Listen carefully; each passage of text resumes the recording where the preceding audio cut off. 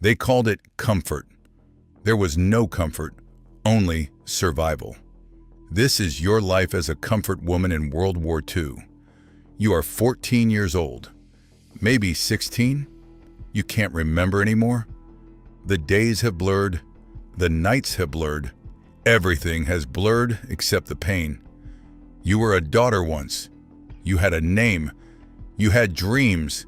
Now you are a number in a logbook, a body in a room, a ghost in a war you never chose to fight. This is your story, and the story of hundreds of thousands like you.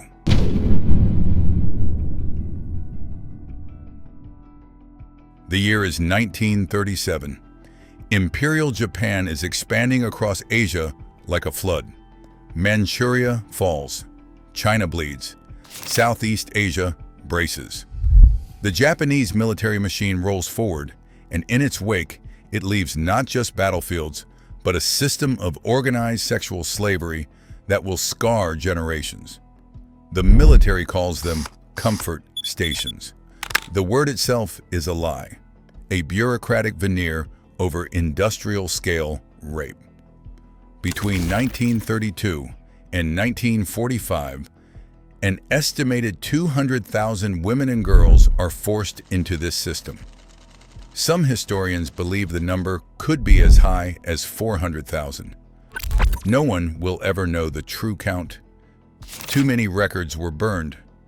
Too many women never came home. The numbers break down like this. Approximately 80% were Korean. The rest were Chinese, Filipino, Indonesian, Taiwanese, Dutch, and from other occupied territories. The youngest known victim was 11 years old. Most were between 14 and 18. You could be any of them. You could be Korean, taken from your village in Seoul or Busan. You could be Chinese, Filipino, Indonesian, Taiwanese, Dutch. The empire is vast and its appetite is endless. What you all share is this: you were vulnerable, you were poor, you were young, and you were considered expendable. The system is not random, it is organized. Military documents outline the establishment of stations near battlefields. Officers requisition women like they requisition ammunition. The stated purpose is to prevent rape of local populations and to boost soldier morale. But this logic is grotesque. It doesn't prevent rape. It industrializes it, and you are about to become part of this machine. But first, they have to take you. And what happens next will show you just how calculated this system really was.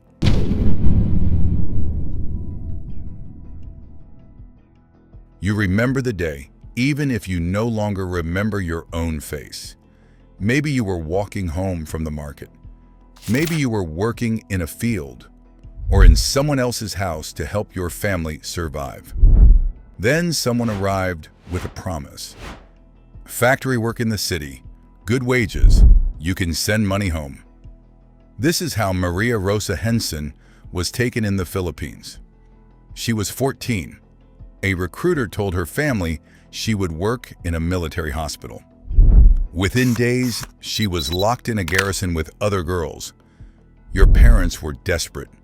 The occupation had stripped away crops, livestock, sons. A contract and a little cash felt like survival. Or maybe there was no promise at all. Only soldiers, a truck, and your mother screaming as you were dragged away. Gil Wanoke was 13, selling vegetables in the street. Men seized her and threw her into a truck. She called for her grandmother. No one came. The methods differed. The outcome did not. You are transported by train or ship, crammed together in fear and confusion. Different languages, same terror. You are told you will cook, clean, serve. None of it is true. When you arrive, the reality is unmistakable. This is no job, no wages, only the beginning of something you cannot yet name, but will never escape.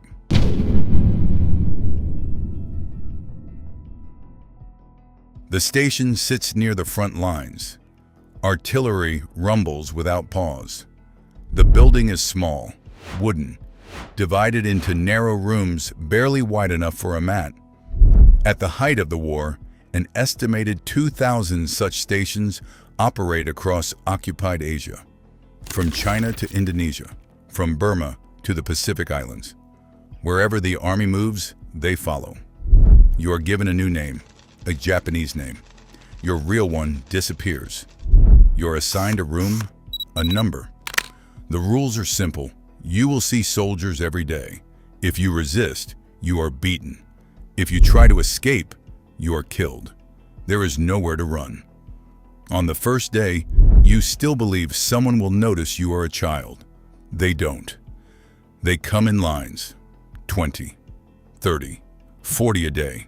Some survivor accounts speak of 60 or more. Officers first, then enlisted men. You stop counting. You learn to leave your body, to watch from somewhere above. Later, it will be called dissociation. For now, it is survival. There are weekly inspections, not for your sake, but for theirs. If you are sick, you are useless. If you are useless, you disappear. There are guards, walls, no privacy, no rest. The other girls sit in silence, hollow with exhaustion. Some are 12 years old. You try not to think about that. Days blur into months. The war goes on. You remain in that room, inside a body that no longer feels like yours. The physical toll has begun. But what it is doing to your mind will last far longer.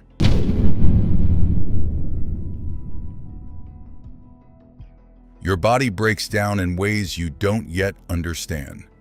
There is pain, constant, throbbing, deep. There are infections that go untreated because there is no medicine or because you don't matter enough to waste it on. Studies of survivors found that over 90% suffered from sexually transmitted diseases during their captivity. Some women develop diseases that will stay with them forever. Syphilis, gonorrhea. Others become sterile, their ability to bear children stolen before they were even old enough to understand what that meant. You are malnourished. The food is meager. Rice, maybe some fish, barely enough to sustain you. You are always cold or always hot, depending on where the army moves. The stations relocate with the front lines. You are cargo. You are infrastructure. You are moved when needed.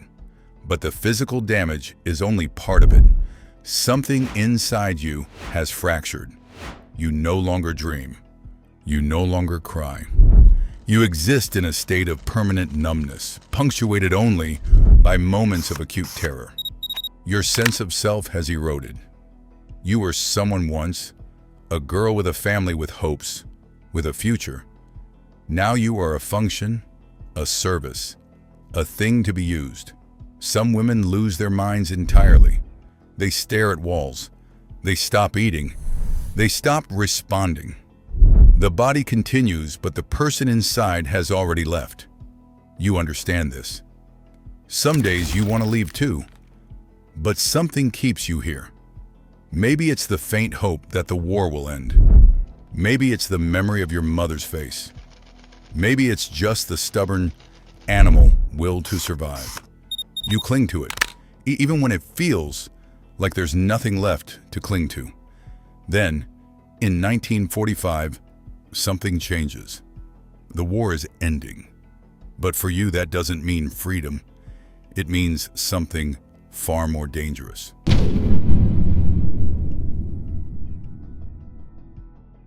Some women try to escape. You hear stories whispered between rooms. A girl who ran into the jungle. Another who tried to hide when the soldiers came. They are all caught. They are all made examples of. You learn not to run. You learn that the only escape is death. And even that is not always granted. As the war turns, as Japan begins to lose, something shifts. The soldiers become more desperate, more violent, or they become distant, defeated, already ghosts themselves. The stations become chaotic, supply lines break down. No one knows what will happen next. Some women are executed. The military doesn't want witnesses. They don't want evidence. They shoot women and burn buildings and move on. Historical records show that entire stations were massacred as Japanese forces retreated. You hear gunfire in the night and you wonder if tomorrow it will be your turn. John Ruffo Hearn, a Dutch woman held in Indonesia, later testified that when liberation came, the Japanese officers tried to kill all the women to hide the evidence. Some succeeded. She survived by chance. Others are simply abandoned. When the army retreats, they leave you behind. No transportation, no money, no papers. You're in a foreign country, or a country that has been made foreign by war, with nothing but the clothes on your back and trauma too deep to measure. And then one day, it's over. The war ends. Japan surrenders. The soldiers leave. You are free. Except you're not. Not really. What happens after liberation might be the cruelest part of all, because the world you return to doesn't want to hear what happened to you.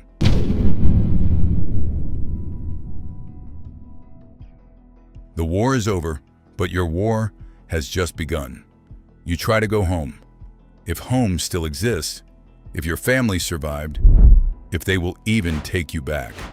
Many families won't. The shame is too great. Not your shame, you did nothing wrong, but shame is not rational. It is a weapon that society uses to silence victims. You are tainted. You are ruined. You are blamed for what was done to you. So you hide it. You bury it. You tell no one. For decades, you tell no one. Jan Ruffo Hearn kept silent for 50 years. She married. She had children. She built a life. And every single day, she carried the secret alone. You marry, maybe, if you can. You worked. You try to rebuild a life from the ashes. But the nightmares never stop. The flashbacks never stop. You startle at loud noises. You can't bear to be touched. Post-traumatic stress disorder is not yet a diagnosis you know, but you live it every single day, and the world moves on. Japan rebuilds. The Allies go home. History is written, and in that history, you are a footnote, if you are mentioned at all. For decades, governments deny the system existed. Officials claim the women were prostitutes who volunteered. They erase you. They rewrite you. They demand you stay silent.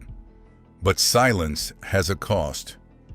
And you have already paid too much. Then, in the 1990s, something extraordinary happens. The silence breaks. And when it does, it breaks like thunder.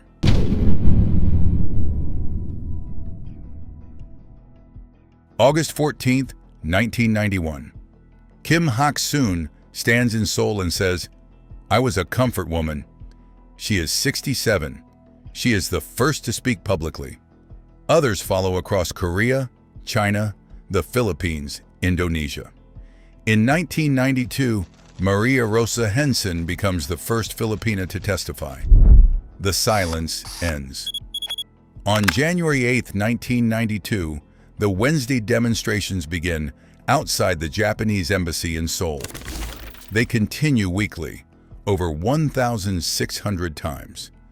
Survivors demand apology, reparations, and recognition of a war crime. Lee Yong-soo, taken at 15, still protests in her 90s. In 1993, Japan issues the Kono Statement acknowledging military involvement. Many call it insufficient. Some officials later minimize or deny the system. Memorials rise worldwide. The United Nations investigates. Historians confirm the record. Kim Hak-soon dies in 1997. Gil Won-oki dies in 2023. and fewer than 10 registered Korean survivors remain. Young people now carry the signs. They tried to erase you. You remain. You are not a statistic. You are not a comfort woman. You are a daughter, a sister, a child. You had a name before they took it. You had a life before they destroyed it.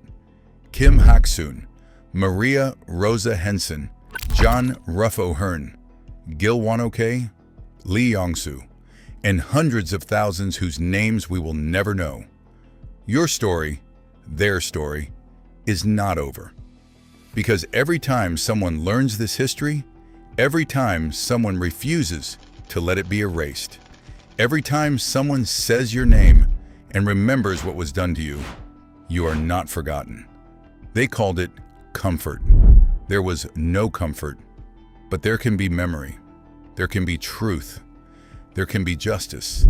And there can be the simple, powerful act of bearing witness. This was your life. This was their life. If these women deserve to be remembered, please subscribe to this channel. Help us ensure that histories like this are never forgotten. Share this video. Speak their names, because that is how we honor them, by refusing to let the world look away. The fight for justice continues, and it continues with us. This must never happen again.